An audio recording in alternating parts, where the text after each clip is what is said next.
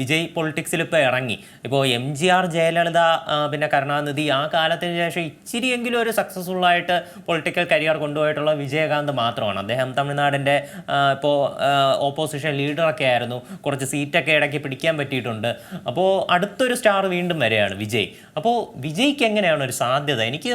എനിക്ക് തോന്നുന്നൊരു കാര്യം, ഇപ്പം കരൺ ജോഹർ പറഞ്ഞതുപോലെ ആ സ്റ്റാർസിൻ്റെ എറ അവസാനിച്ചു എന്ന് പറയുന്നത് പോലെ എനിക്ക് തോന്നുന്നൊരു കാര്യം, തമിഴ്നാട്ടിൽ ഈ സ്റ്റാർസ് പൊളിറ്റിക്സിൽ വരുമ്പോൾ ആളുകളിൽ ഉണ്ടാക്കുന്ന ക്രേസ് ആ എറ ഇപ്പോൾ അവസാനിച്ചെന്നാണ് എനിക്ക് തോന്നുന്നത്. അതല്ലേ ഞാൻ പറഞ്ഞു, ഇപ്പം അവർക്ക് പോലും ഇപ്പോൾ ഒരു സ്റ്റാർ എന്നുള്ള രീതിയിലേക്ക് മാറി കാണും. അപ്പം അങ്ങനെ ഒരു സംഭവം ഉണ്ടാവില്ല. ഇപ്പം കമൽഹാസൻ തന്നെ ഒരു ഉദാഹരണമല്ലേ, വലിയ പ്രഖ്യാപനത്തോടെയൊക്കെ വന്നിട്ട് എന്തായി അവസാനം രജനീകാന്ത് വരുന്നു എന്ന് പറഞ്ഞിട്ട് അദ്ദേഹം പിന്നെ ബാക്ക് വലിയുകയും ചെയ്തു. അപ്പം വിജയ് വരുമ്പോഴേക്കും എനിക്ക് തോന്നുന്നു വിജയ് മക്കൾ ഇയക്കത്തിൽ തന്നെ ചില മണ്ഡലങ്ങളിൽ അവരുടെ പ്രതിനിധികൾ മത്സരിച്ചപ്പോൾ പോലും ഏകദേശം ഒരു 80% സീറ്റുകൾ അവർക്ക് തൂക്കാൻ സാധിച്ചു, അവർക്ക് നേടിയെടുക്കാൻ കഴിഞ്ഞു. അത് എടുത്ത് വായിക്കേണ്ട കേട്ടോ. അപ്പോ അത് ഞാൻ പറയുന്നത് തദ്ദേശ ഭരണമായിരുന്നു. അപ്പൊ തദ്ദേശീയമായിട്ട് അങ്ങനത്തെ തെരഞ്ഞെടുപ്പുകളിൽ പോലും അത് നേടാൻ സാധിച്ചു. ഇത് വിജയുടെ ഒരു ഫോട്ടോ വെച്ചിട്ട് മാത്രമാണ്. വിജയ് നേരിട്ട് ഇറങ്ങിയിട്ടില്ല, വിജയ് നേരിട്ട് മക്കളോട് സംസാരിച്ചിട്ടില്ല, അവരോട് വോട്ട് അഭ്യർത്ഥിച്ചിട്ടില്ല, ഒന്നുമില്ല. അവർക്ക് യൂസ് ചെയ്യാമെങ്കിൽ യൂസ് ചെയ്യാമെന്നൊരു അനുമതി കൊടുത്തിട്ടാണ് ചെയ്തത്. അപ്പം വിജയ് ഇറങ്ങുമ്പോൾ അതാണ് ഞാൻ പറയുന്നത്. ഇപ്പം പ്രശ്നം എന്താണെന്ന് ഞാൻ പറഞ്ഞുതരാം. വിജയെ സിനിമകളിൽ കാണാൻ സാധിക്കില്ല. ഇപ്പോൾ വിജയ് ആകെ കാണാൻ പറ്റുന്നത് പ്രസംഗങ്ങളിലും അല്ലെങ്കിൽ ഇതുപോലുള്ള രാഷ്ട്രീയമായിട്ടുള്ള സ്റ്റേജ് പരിപാടികളിലൊക്കെ ആയിരിക്കും അദ്ദേഹം ഇറങ്ങുന്നത് ആളുകൾക്കിടയിൽ. ഞാൻ പറയാൻ പോകുന്ന ഈ ക്രേസ് 3 ഇരട്ടിയായിട്ട് വർദ്ധിക്കും. കാരണം വിജയുടെ സിനിമകളെ വരാൻ പോകുന്നില്ല. അപ്പം ഇനി വിജയെ കാണുക, വിജയുടെ വാക്കുകൾ ശ്രദ്ധിക്കുക, അതിലൂടെ മുന്നോട്ട് പോവുക. ഞാൻ പറയാൻ പോകുന്നത് ഈ പാർട്ടി വല്ലാണ്ടാവും. ഐ മീൻ ഭയങ്കരമായിട്ട് മുന്നേറുമെന്നാണ് ഞാൻ പ്രതീക്ഷിക്കുന്നത്. വേറൊരു സാധ്യത പറയട്ടെ, വിജയെ സിനിമയിൽ കാണാനില്ല. വിജയ് അങ്ങനെ ലൈം ലൈറ്റിൽ നിൽക്കുന്നത്, ആ സിനിമയിലൂടെ നിൽക്കുന്നത് കുറയുന്നു. അപ്പോൾ അതിലൂടെ പുള്ളിയുടെ അടുത്തുള്ള ഒരു ക്രേസ് ഇല്ലാതാകാനും വഴിയില്ല. ഒരിക്കലും ഇല്ല. ഞാൻ പറയട്ടെ, അദ്ദേഹം സിനിമകളിൽ നിന്നും വിട്ടു നിൽക്കുന്നു എന്ന് വിചാരിക്കുക. അദ്ദേഹം എന്തിനാണ് വിട്ടു നിൽക്കുന്നത്? അദ്ദേഹം വിട്ടു നിൽക്കുന്നത് തമിഴ്നാട് ജനങ്ങൾക്ക് വേണ്ടിയിട്ടാണ്. ഒന്നാമത് തമിഴ്നാട് ജനങ്ങൾ ഇമോഷണലി ഭയങ്കര വീക്കാണ്. അവർക്ക് വേണ്ടി ഒരാൾ സിനിമ കളഞ്ഞ് വരികയാണ് ജനങ്ങളിലേക്ക്. ഇത് ബാഹുബലിയിൽ പറയില്ലേ, മറ്റു രാജാവും. ഞാൻ പറഞ്ഞത് അത്രയും ഇമോഷണലായിട്ട് ഇത് ആളുകൾ എടുക്കുകയുള്ളൂ.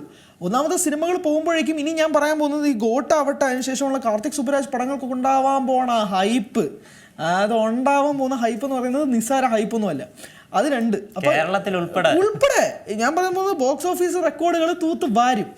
അത് കഴിഞ്ഞിട്ട് അത് ക്വിറ്റ് ചെയ്ത് അദ്ദേഹം ഇതിലേക്ക് വരുമ്പോൾ ഈ സിനിമകൾ ഉണ്ടാക്കാൻ പോകുന്ന ഒരു ഓളത്തിൽ വെച്ചിട്ടും അദ്ദേഹത്തെ സിനിമകൾ കാണാൻ പറ്റുന്നില്ല എന്നതുകൊണ്ടും അദ്ദേഹം ഇങ്ങോട്ട് ഇറങ്ങി വന്ന് രാഷ്ട്രീയ പ്രവർത്തനം നടത്തുമ്പോൾ ഞാൻ പറയട്ടെ, ആ കഴിഞ്ഞ കൊല്ലത്തെ ജൂണിൽ അദ്ദേഹം ആ കുട്ടികളെ 10ാം ക്ലാസ് +2 കുട്ടികളെ ആദരിച്ചത് ഇപ്പോഴും അതിൻ്റെ ഹാങ് ഓവർ ഉണ്ട്, ഇല്ലയെന്ന് പറയാൻ പറ്റില്ല. അത് തുടർന്നും ഉണ്ടാവും. അദ്ദേഹത്തിൻ്റെ സിനിമകൾ റിലീസ് ആവുന്നുണ്ടായിരുന്നു. അതിനുശേഷം ഞാൻ പറഞ്ഞ സിനിമകൾ ക്വിറ്റ് ചെയ്തിട്ട് ഇത് വരാൻ പോകുന്നത് ഇതിൻ്റെ 10 ഇരട്ടി ഹൈപ്പായിരിക്കും വരാൻ പോകുന്നത്. അദ്ദേഹത്തിൻ്റെ രാഷ്ട്രീയ പാർട്ടി എനിക്ക് തോന്നുന്നു കമൽഹാസനെ പോലെ താഴാതെ ഒരു വലിയ മാർക്ക് ഉണ്ടാവാൻ പറ്റും. പക്ഷേ വേറൊരു കാര്യം എന്ന് പറഞ്ഞാൽ തമിഴ്നാട്ടിലെ ഒരു സാഹചര്യം ഇപ്പം നോക്കുകയാണെങ്കിൽ അവിടെ പഴയതുപോലെയല്ല. അവിടുത്തെ ഒരു ലിറ്ററസി റേറ്റ് ഒക്കെ ഇപ്പം ഒരു 90% അടുത്ത് വന്നിട്ടുണ്ട്, ഏതാണ്ട് കേരളത്തിനോട് അടുത്ത് തന്നെ വന്നിട്ടുണ്ട്. അപ്പോൾ ഇത്രയും ലിറ്ററസി റേറ്റ് അവിടെ കൂടിയിട്ടുണ്ട്. ആളുകളുടെ ഒരു ദാരിദ്ര്യം അതൊക്കെ ഏറെക്കുറെ നിർമ്മാർജ്ജനം ചെയ്യാൻ ഇപ്പോൾ പറ്റിയിട്ടുണ്ട്.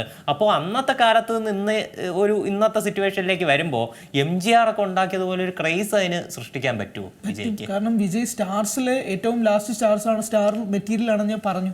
കാരണം ഇപ്പോൾ വിജയ് ഒരു സ്റ്റാർ അല്ല. ഇപ്പോൾ ടേക്ക് ഫോർ എക്സാമ്പിൾ ശിവകാർത്തികനാണ് ഇതിലെങ്കിൽ ഞാനൊരിക്കലും ഇത്ര ഉറപ്പോടെ സംസാരിക്കില്ല.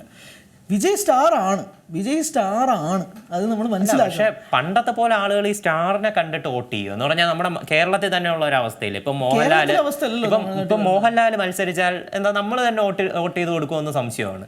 അപ്പോൾ അതുപോലെ ആകില്ലേ ചിലപ്പോൾ. ഇവിടെ മുകേഷ് ജയിച്ചിട്ടുണ്ട്, KV ഗണേഷ് കുമാർ ജയിച്ചിട്ടുണ്ട്, ഇന്നസെന്റ് ജയിച്ചിട്ടുണ്ട്. പക്ഷെ അവരൊന്നും ഇങ്ങനെ സൂപ്പർ സ്റ്റാർസ് അല്ലല്ലോ. ഞാൻ പറയുന്നത് നടന്മാരാണ്. നടന്മാര് കാരണം അവർക്ക് വോട്ട് കിട്ടിയിട്ടില്ല എന്ന് പറയാൻ പറ്റുമോ? അത് ഉണ്ടാകാം. പക്ഷെ അവർ റെപ്രസെന്റ് ചെയ്ത പൊളിറ്റിക്കൽ പാർട്ടി അതൊക്കെ ഒരു ഒന്നും പറയുന്നില്ല. പക്ഷെ ഐ റിപ്പീറ്റ്, ഇവിടെ ഇമോഷണലി ആക്ടേഴ്സുമായിട്ട് കണക്ട് ചെയ്യുന്നതും തമിഴ്നാട്ടിൽ ഇമോഷണലി ആക്ടേഴ്സായിട്ട് കണക്ട് ചെയ്യുന്നതും ലിറ്ററസി റേറ്റ് തമ്മിൽ ഒരു ബന്ധവും ഇല്ല. ഞാൻ പറയും ഇപ്പൊ ഈ തമിഴ്നാട്ടിൽ ലിറ്ററസി റേറ്റ് കൂടിയത് കൊണ്ട് നടന്മാരുമായിട്ടുള്ള ഇമോഷണൽ കണക്ട് കുറഞ്ഞു എന്ന് അർത്ഥമില്ല. അല്ലെങ്കിൽ ഒരു ദാരിദ്ര്യമെങ്കിലും കൂടി വരികയാണ്. ഇത് അങ്ങനത്തെ ഒരു സിറ്റുവേഷനും ഇല്ലല്ലോ. ദാരിദ്ര്യം കുറേയൊക്കെ മാറിയിട്ടുണ്ട് അവിടെ. ഞാൻ ഒരു കാര്യം പറയട്ടെ, ഇവിടെ ഒരു സിനിമ റിലീസാവുന്നത് ദാരിദ്ര്യത്തിന്റെയോ വേറൊരു പ്രശ്നത്തിനല്ല. ഞാൻ പറഞ്ഞത് ആ നടനായിട്ട് ഇമോഷണൽ അന്നൊക്കെ പറഞ്ഞ ഒരു നടനെ ബിഗ് സ്ക്രീനിൽ കാണുന്നു. അപ്പോൾ അവരെന്നൊക്കെ പറഞ്ഞാൽ ഞാൻ കേട്ടിട്ടുള്ളത് പണ്ടത്തെ കാലത്ത് ഈ ബിഗ് സ്ക്രീനിൽ കാണുന്നവരെ എന്താ ദൈവങ്ങൾക്ക് തുല്യമായിട്ടായിരുന്നു ആളുകൾ കണക്കാക്കിയിരുന്നത്. അതുപോലെ ഒരു സിറ്റുവേഷൻ ഇപ്പൊ ഇല്ലല്ലോ. ആളുകൾക്ക് അറിയാം അത് നടന്മാരാണ്. ഞാൻ പറഞ്ഞില്ല, ഞാൻ സ്റ്റാർ എന്നേ പറയുന്നുള്ളൂ. ഈ MGR അല്ലെങ്കിൽ നേരത്തെ സൂചിപ്പിച്ചതുപോലുള്ള ആക്ടേഴ്സ് ഒക്കെ അവര് ദൈവങ്ങളായിട്ട് തന്നെ കണ്ട് പൂജിച്ച് തിയേറ്ററിനകത്ത് മറ്റേ ചൂടൊക്കെ കത്തിക്കുന്ന രംഗങ്ങളുണ്ട്. ഞാൻ പറഞ്ഞ സ്റ്റാർ, ആ അൾട്ടിമേറ്റ് സ്റ്റാർഡമിൽ നിൽക്കുന്ന വിജയിയെ ഇപ്പോഴും പ്രൊട്ടക്ട് ചെയ്യാൻ അവിടുത്തെ തമിഴ് ജനത ഉണ്ട്. ആ ഇമോഷണൽ കണക്ട് ഇപ്പോഴും ഉണ്ട്. ആ ഇമോഷണൽ കണക്റ്റിന്റെ ഫലമായിട്ടാണ് അതിന് ശേഷം ഉണ്ടാവുന്ന അദ്ദേഹത്തിന്റെ പോസ്റ്റിനും അദ്ദേഹത്തിന്റെ സിനിമ നിർത്തുന്നതിനും ഇത്രയധികം ഇമോഷണൽ ആയിട്ട് റിയാക്ട് ചെയ്യുന്നത് ആളുകൾ. അല്ലെങ്കിൽ ഒരു നടൻ വിരമിക്കുക അല്ലെങ്കിൽ ഒരു സിനിമ അവസാനിക്കുന്നു എന്ന് പറഞ്ഞാൽ ഇത്രയധികം ഇമോഷണലി വരണമെങ്കിൽ അതൊരു സ്റ്റാർ ആയതുകൊണ്ടാണ്.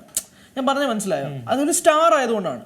ആ സ്റ്റാർഡത്തിൽ നിന്നും അദ്ദേഹം മാറി നിൽക്കുമ്പോൾ, especially I repeat, in the peak of his career അദ്ദേഹം മാറി നിൽക്കുമ്പോൾ അതിന് വലിയൊരു ഇമ്പാക്റ്റ് ഉണ്ടാവും. ആ ഇമ്പാക്റ്റ് എനിക്ക് ഒറ്റ എതിരഭിപ്രായമുള്ളത്, അദ്ദേഹത്തിൻ്റെ സിനിമകൾ കണ്ട് ഇഷ്ടപ്പെട്ടവരെ അതേ നാണയത്തിൽ വോട്ടാക്കി മാറ്റുന്നതിൽ എനിക്ക് എതിരഭിപ്രായമുണ്ട്. കാരണം ആളുകൾ അദ്ദേഹത്തിൻ്റെ സിനിമ കണ്ടിട്ടാണ് വന്ന് വോട്ട് ചെയ്യുന്നത്, അദ്ദേഹത്തിൻ്റെ രാഷ്ട്രീയമായിട്ടുള്ള പ്രവർത്തനങ്ങൾ കണ്ടിട്ടാവണമെന്നില്ല. മാത്രമല്ല അദ്ദേഹം 2024 ലോക്സഭാ ഇലക്ഷൻ അല്ല ഉന്നം വെക്കുന്നത്, അദ്ദേഹം 2026 നിയമസഭാ ഇലക്ഷനാണ്. ലോക്സഭാ ഇലക്ഷൻ കഴിഞ്ഞ ഉടനെ പാർട്ടിയുടെ പേരും പിന്നെ കൊടിയും എല്ലാം പ്രഖ്യാപിക്കുമെന്നാണ്. എല്ലാം പ്രഖ്യാപിക്കും. മാത്രമല്ല അദ്ദേഹം പറഞ്ഞ ഇന്നലത്തെ പോസ്റ്റിൽ ഏറ്റവും പ്രധാനപ്പെട്ട കാര്യം, ലോക്സഭാ ഇലക്ഷനിൽ ഒരു പാർട്ടിയും പിന്തുണയ്ക്കുന്നില്ല എന്നുള്ളത് അദ്ദേഹം വ്യക്തമായി പറയുന്നുണ്ട്. സാധാരണ ഒരു പാർട്ടി ഇറങ്ങുമ്പോഴേക്കും ഏതെങ്കിലും ഒരു പാർട്ടിയെ പിന്തുണയ്ക്കും, അതുമില്ല. അപ്പം കൃത്യമായി ഒരു സ്റ്റാൻഡ് അലോൺ, ഞാൻ എൻ്റെ മക്കൾ എന്ന രീതിയിൽ അദ്ദേഹം നിൽക്കുന്നുണ്ട്. അതെനിക്ക് മനസ്സിലാവുന്നില്ല. കാര്യം എന്ന് പറഞ്ഞാൽ പുള്ളി എതിർക്കുന്നത് AIADMK എതിർക്കുന്നതായിട്ടും പിന്നെ BJP എതിർക്കുന്നതായിട്ടും പുള്ളിയുടെ പല പ്രസംഗങ്ങളിലൂടെയും സിനിമകളിലൂടെയും മനസ്സിലായിട്ടുണ്ട്. അപ്പോൾ ഇത് രണ്ടിനെയും എതിർക്കുന്ന ഒരേപോലെ ഒരു കക്ഷി തമിഴ്നാട്ടിലുള്ളത് DMK ആണ്. അപ്പോൾ DMKയുടെ കൂടെയും നിൽക്കാതെ സെപ്പറേറ്റ് ആയിട്ട് നിന്നാൽ DMK ഇവരും ഉദ്ദേശിക്കുന്ന ഒരേ രാഷ്ട്രീയമല്ലേ? അപ്പോൾ എന്താണ് അതിലെ കാര്യം എന്ന് എനിക്കൊരു സംശയം. ഈ പറഞ്ഞിട്ടുള്ള ഇന്നലത്തെ എനിക്ക് തോന്നുന്നു ആകെ 3-4 പാരഗ്രാഫും അതിനകത്ത് 3-4 സ്റ്റേറ്റ്മെൻറ്റ്സും എല്ലാം ക്രിസ്റ്റൽ ക്ലിയർ പോയിന്റ്സുമാണ്. അദ്ദേഹം പറയുന്നത് ജാതി രാഷ്ട്രീയത്തെക്കുറിച്ചും അദ്ദേഹത്തിൻ്റെ അഴിമതിരഹിതമായ രാഷ്ട്രീയത്തെക്കുറിച്ചും അദ്ദേഹം ഊന്നൽ വെക്കുന്നുണ്ട്. ഈ DMK ആവട്ടെ അല്ലെങ്കിൽ AIADMK ആവട്ടെ വിജയ് പറയുന്ന പ്രകാരം, വിജയുടെ സ്പീച്ച് പ്രകാരം അഴിമതി രാഷ്ട്രീയം നടത്തുന്നവരാണ്. അദ്ദേഹം അഴിമതി വിരുദ്ധമായിട്ടുള്ള രാഷ്ട്രീയം നടത്തുകയാണെങ്കിൽ ഒരു പാർട്ടിയും അഴിമതി എന്ന് എനിക്ക് കൂടുതൽ പറയുന്ന കേട്ടപ്പോൾ AIADMK ആണ് തോന്നിയത്. കാര്യം കൂടുതൽ അഴിമതി ആരോപണം വന്നിട്ടുള്ളവർക്കെതിരെയാണ്. അപ്പം എനിക്ക് കൂടുതൽ അത് അവരെ ഫോക്കസ് ചെയ്ത് പറയും പോലെയാണ് തോന്നിയത് പല കാര്യങ്ങളും. എന്തായാലും അദ്ദേഹം ഒരു പാർട്ടിയും പിന്തുണയ്ക്കുന്നില്ല എന്ന് വെക്കുമ്പോഴേക്കും സ്വാഭാവികമായിട്ടും അദ്ദേഹത്തിൻ്റെതായ ഒരു നിലപാട്, അദ്ദേഹത്തിൻ്റെ ഒരു സെറ്റ് ഓഫ്, അദ്ദേഹം മാത്രമല്ല ഞാൻ പറയുന്നത് അദ്ദേഹത്തിൻ്റെ പാർട്ടിയിലുള്ള അംഗങ്ങളുടെയും കൂടെ ഉറപ്പായിട്ടും പറയാൻ പറ്റുന്ന ഒരു കാര്യം, അവസാനം ഇറങ്ങുന്ന കാർത്തിക് സുബ്ബരാജിന്റെ പടമാണെങ്കിൽ അതൊരു പക്ക പൊളിറ്റിക്കൽ മൂവി ആയിരിക്കും. പ്രത്യേകിച്ച് കാർത്തിക് സുബ്ബരാജിന്റെ പടവും കൂടി ആയതുകൊണ്ട് ഞാൻ എടുത്തു പറയുന്നതാണ്. ഏറ്റവും പുതിയ വാർത്തകളും വിശേഷങ്ങളും വിരൽ തുമ്പിലറിയാൻ സീ മലയാളം ന്യൂസ് എല്ലാ ഡിജിറ്റൽ പ്ലാറ്റ്ഫോമുകളിലും ലഭ്യം.